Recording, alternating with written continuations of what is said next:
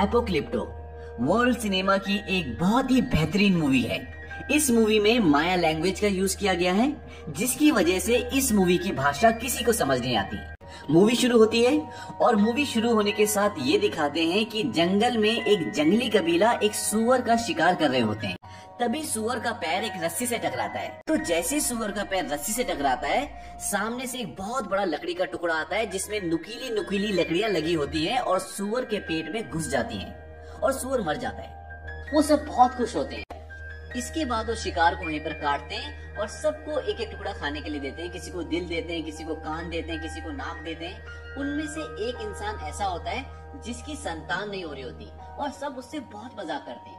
अब जब उसकी बारी आती है तो वो उसे सुअर के टेस्टिस निकाल के देते हैं और कहते हैं कि इसे खाने से संतान हो जाती है। अब जैसे वो उसे खाता है, उसका टेस्ट बहुत ही गंदा होता है, वो खा ही नहीं पाता। इतने में सब हंसने लग जाते हैं, उसका मजाक उड़ाते हैं और वो आपस में लड़ने लग जाते हैं। तभी हीरो के जो पिताजी होते हैं, जिन्होंने बोला था कि मैंने खाया था, वो पीछे से आते हैं और उनकी लड़ाई छुड़वा देते हैं। साइड में ले जाकर वो उसे बोलते हैं कि तुम्हें और स्ट्रॉन्ग बनना पड़ेगा, तुम बार बार मजाक का पात्र क्यों बनते हो। वो कुछ पत्ते निकालता है और उसे देता है और वो सीजन खाने वाला होता है। वो कहता है इसे अभी मत खाना, जब तुम संभोग करोगे उससे पहले अपने लिंग में इसे लगा लेना, खाना मत।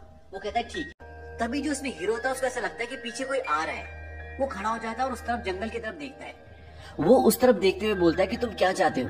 तभी वहां से कुछ आदिवासी निकल कर आते हैं और वो 4 बड़ी बड़ी मछली उनके सामने रख देते हैं और कहते हैं कि हम सिर्फ यहाँ से गुजरना चाहते हैं। वो 4 बड़ी बड़ी मछलियां उठा लेते हैं और बदले में जो उन्होंने शिकार किया होता है उसका एक टुकड़ा उन्हें दे देते हैं और कहते हैं कि तुम यहाँ से गुजर सकते हो। इसके बाद पीछे से और बहुत सारे आदिवासी आ जाते हैं और वहाँ से गुजरने लग जाते हैं। इसके बाद उसके पिता कहते हैं कि वापस गाँव चलो और सब वापस गाँव की ओर जाने लग जाते हैं।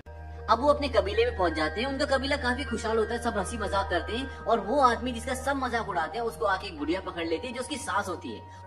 वो उसे कहते हैं कि तुमने हमें धोखा दिया, मुझे पोता चाहिए, अगर तुम मुझे पोता नहीं दे सकते तो मैं तुम्हारी जगह किसी और को ले आऊंगी। अब वो और उसकी बीवी अंदर चले जाते हैं ताकि वो सहवाग कर सके।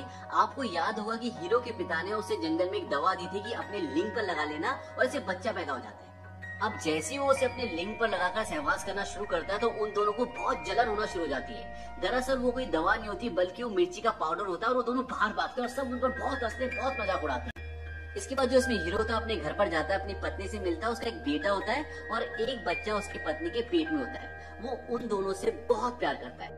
इसके बाद ये दिखाते हैं कि उसे रात को एक सपना आता है और सपने में उसे वही आदमी आता है जिसने सुबह उसे मछलियां दी थी।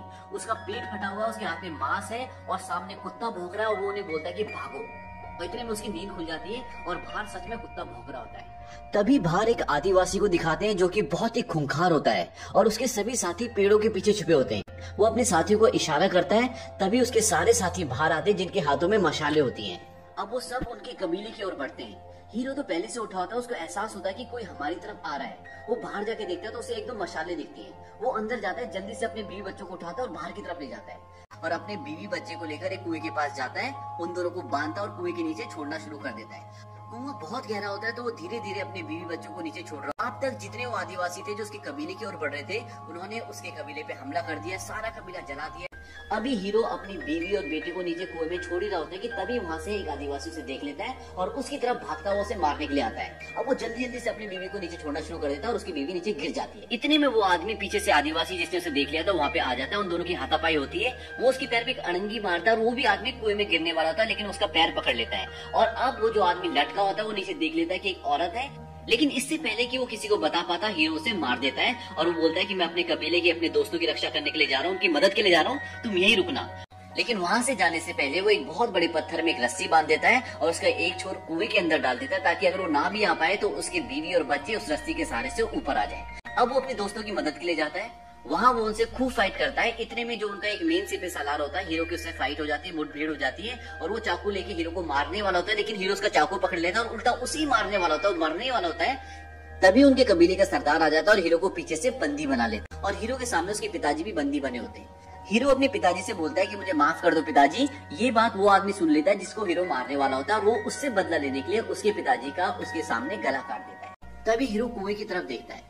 जब वो हीरो कुएं की तरफ देख रहा होता है तो वही आदमी जिसने उसके पिताजी को मारा था वो उसे देख लेता है और उसे शक होता है कि कुएं में उस तरफ कोई है। वहां जाकर वो देखता है तो उसके एक साथी की लाश पड़ी होती है जिसको हीरो ने मारा होता है। अब वो कुएं के अंदर झांकता है तो कुएं के अंदर उसे कुछ नहीं दिखता क्योंकि हीरो की जो वाइफ अंदर होती है उसे पता चल जाता है कि ऊपर कोई है और वो अंदर एक सुरंग टाइप की होती है, वहां पर अपने बेटे को लेकर छुप जाती है। इसके बाद वो क्या करता है, एक बहुत बड़ा पत्थर उठाता है और कुएं के अंदर फेंक देता है और रस्सी को काट के वापस आ जाता है। अब जितने भी लोगों को उन्होंने बंदी बनाया होता है उन्हें वहाँ कबीले से लेकर निकल पड़ते हैं। रास्ते में उन्हें वो लोग भी मिलते हैं जो सुबह उन्हें मिले थे, जिन्होंने उन्हें मछली दी थी। उन लोगों को भी बंदी बनाया होता है और उनके साथ उनको लेकर आगे निकल पड़ते हैं। अब वो कबीले से निकलने के बाद एक बहुत लंबी जर्नी तय करते हैं। रास्ते में नदी आती है, पहाड़ आते हैं, जंगल आते हैं। इसके बाद वो आगे जाते हैं तो देखते हैं वहाँ उनके जैसे हजारों लोग बंदी हैं जो वहाँ मजदूरी कर रहे होते हैं। उनकी हालत बहुत खराब होती है, कोई खून की उल्टियां कर रहा है, कोई बीमार है, लेकिन वो उन्हें वहाँ नहीं छोड़ते और एक गांव से होते हुए उन्हें आगे ले जाते हैं। अब उन्हें एक चबूतरे पर ले जाया जाता है और उनके पूरे शरीर में नीले रंग का पेंट लगाया जाता है। एक आदमी पूछता है कितने बंदी हैं? कबीले का सरदार बोलता है कि मेरा बेटा बताएगा, पर इस बार पैसे अच्छे देना। मतलब यहाँ पता चलता है कि ये लोग इनको जंगल से पकड़कर बेचने के लिए लाते हैं। अब वो उनकी सारी औरतों को ऊपर खड़ा करके उनकी बोली लगाकर उन्हें बेच देते हैं। इसके बाद जितने भी बंदी आदमी होते हैं वो उन्हें वहाँ से एक जगह ले जाते हैं। वहाँ बहुत भीड़ होती है और ढोल नगाड़े बज रहे होते हैं और लोगों की गर्दन काटकर उनकी बलि दी जा रही होती है। तभी वो उनमें से जिन्हें अभी अभी पकड़ कर लाए हैं एक को लिटाते हैं और उसकी छाती को चाकू से चीरकर उसका दिल निकाल लेते हैं। इसके बाद वो कुछ मंत्र पढ़ते हैं और सूर्य ग्रहण खत्म होने के बाद उन सबको दूसरी जगह ले जाते हैं। वो उन्हें बोलते हैं तुम भागो और अपने जंगल चले जाओ। अब जो उन्हें यहाँ पकड़ कर लाए हैं उनका सरदार अपने बेटे को झाड़ियों के पास भेज देता है ताकि अगर कोई वहाँ पहुँचे तो उसे सरदार का बेटा मार दे। वो भागते हैं और पीछे से वो खूंखार लोग उन्हें तीर और भाले से निशाना बनाते हैं और एक की मौत हो जाती है और दूसरे को भी तीर लग जाता है और वो भी गिर जाता है। अब वो हीरो और एक और आदमी को भागने के लिए बोलते हैं। वो दोनों जिगजैग भागते हैं पर एक के सिर पर तीर लग जाता है और वो मर जाता है। अब हीरो झाड़ियों तक पहुंचने ही वाला होता है कि कबीले का सरदार पीछे से तीर मारता है और हीरो की पीठ के वो आर पार हो जाता है। अब सरदार का बेटा जो पहले से वहाँ होता है वो उसे मारने ही वाला होता है और जैसे वो हीरो को मारने वाला होता है हीरो उसका हाथ पकड़ लेता है और जो तीर उसे लगा होता है उसने उसकी नोक पहले ही तोड़ ली होती है और वो उससे उसका गला चीर देता है और हीरो वहाँ से भाग जाता है। अब वो सब मिलकर उसका पीछा करते हैं। हीरो घायल होता है पर वो किसी भी कीमत पर अपने घर पहुंचना चाहता है क्योंकि उसकी पत्नी और बच्चा कुएं के अंदर फंसे हुए हैं और वो उन्हें बचाना चाहता है। अब उसे एक पेड़ दिखता है जो टूट के एक पेड़ के सारे टिका होता है तो हीरो भागता हुआ उस पेड़ पे चढ़ जाता है, लेकिन हीरो की बॉडी से खून टपक रहा होता है। तो जब कबीले वाले नीचे से गुजरते हैं तो एक आदमी के ऊपर हीरो का खून गिर जाता है। कबीले वाले आगे पहुंचते हैं तो देखते हैं आगे कोई हलचल नहीं होती तो वहाँ पे रुक जाते हैं। तब कबीले का सरदार देखता है कि उसके एक आदमी के ऊपर खून गिरा हुआ है। तो जब वो खून देखता है तो वो ये समझ जाता है कि वो आदमी ऊपर कहीं पेड़ पर छुपा हुआ है। एक जगह हीरो सांस लेने के लिए पेड़ का सहारा लेकर रुकता है तो उसके शरीर पर जो नीला रंग लगा होता है पेड़ पे लग जाता है। अब जब वो पीछा करते करते उस पेड़ तक पहुंचते हैं तो उनमें से एक आदमी देख लेता है कि उसके शरीर का रंग उस पेड़ पे लगा हुआ है और वो बाकी लोगों को बताता है कि ये देखो नीला रंग यहाँ पे लगा हुआ है और उसका हाथ उसी रंग पे होता है। तभी उसको एक सांप काट लेता है और सबको पता होता है कि अभी मर जाएगा, इसीलिए सब उसको वहाँ पर छोड़कर आगे निकल जाते हैं। हीरो भागता रहता है और रास्ता आगे खत्म हो जाता है। आगे एक बहुत बड़ा झरना होता है, अगर उस झरने से वो कूदेगा तो शायद वो बच भी ना पाए और पीछे भी उसकी मौत होती है। अब उसके पास वहाँ से कूदने के अलावा कोई चारा नहीं होता और वो उस झरने से नीचे कूद जाता है, लेकिन वो मरता नहीं, वो बच जाता है और तैरते हुए किनारे तक पहुँच जाता है। और किनारे पर पहुँचने के बाद वो उन सबको ललकारता है और उन्हें चैलेंज करता है, कहता है आ जाओ। अब उनमें से एक आदमी बोलता है कि हमें इसके पीछे नहीं जाना चाहिए, हमें वापस चले जाना चाहिए। तभी कबीले का सरदार अपने एक आदमी को मार देता है और झरने से नीचे गिर जाता है और सबको बोलता है कि अब हम एक एक करके कूदेंगे।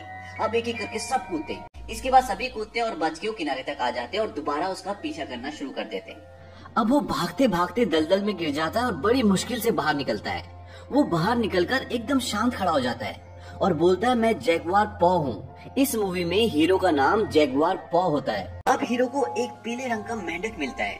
ये एक जहरीला मेंढक है। वो उसे पकड़ लेता है और कुछ बड़े बड़े कांटे तोड़कर मेंढक के शरीर से उन कांटों में जहर लगाता है। वो एक पेड़ के मोटे तने में अपने शरीर का कीचड़ लगा देता है ताकि उन्हें लगे कि वो वहीं से निकला है। अब जब वो एक एक करके वहाँ से निकलते हैं तो वो एक पत्ते को गोल करके उसके अंदर एक कांटा डालकर जोर से फूंक मारता है और कांटा सीधा उस आदमी की बॉडी में जाकर गड़ जाता है जो लास्ट में आ रहा होता है। ऐसे ही एक एक करके वो उसे 3 कांटे मारता है और वो नीचे गिर जाता है और हीरो उस पर एक और जोरदार प्रहार करता है और वो मर जाता है। और अब बारिश शुरू हो जाती है और उसके बीवी बच्चे कुएं में हैं और कुएं में पानी भरना शुरू हो जाता है। वो भागते भागते कुएं के पास आता है लेकिन वो वहाँ से भाग जाता है क्योंकि उसके पीछे वो तीनों आदिवासी आ रहे होते हैं। अब हीरो भागता भागता रुक जाता है क्योंकि उसे कुछ दिखता है। वो थोड़ा सा घूमकर आगे बढ़ता है, लेकिन तब तक कबीले का सरदार जो इसमें मेन विलन है वो उसे तीर मार देता है और वो तीर सीधा उसके दिल से थोड़ा सा ऊपर लगता है और वो वहीं गिर जाता है। अब वो बड़ी मुश्किल से खड़ा होता है और तीर को तोड़ देता है। वो अपना तीर कमान नीचे फेंकता है, चाकू निकालता है और उसकी तरफ भागना शुरू करता है। तभी उसका पैर किसी चीज पर टकराता है।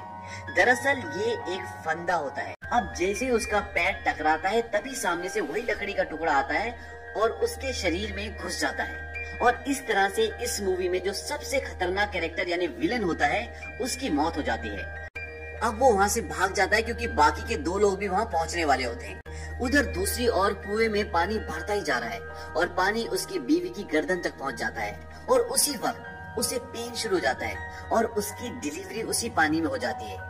और दूसरी तरफ हीरो भागते भागते समंदर के किनारे तक पहुँच जाता है। वो घायल होता है, बहुत थक गया होता है। तभी वो समंदर की तरफ टकटकी लगाकर देखने लग जाता है और तभी वो दोनों भी वहाँ पहुँच जाते हैं, पर उसे मारते नहीं है बल्कि वो भी समंदर की ओर देखना शुरू कर देते हैं। वहाँ समंदर पर कुछ बड़े बड़े शिप खड़े होते हैं और नाव से यूरोपियन जिनके हाथ में क्रॉस का निशान होता है वो जंगल की तरफ आ रहे होते हैं। अब हीरो मौका देखकर वहाँ से भाग जाता है और कुएं पर जाकर अपने बीवी बच्चों को बचा लेता है और इसी के साथ ये फिल्म खत्म हो जाती है।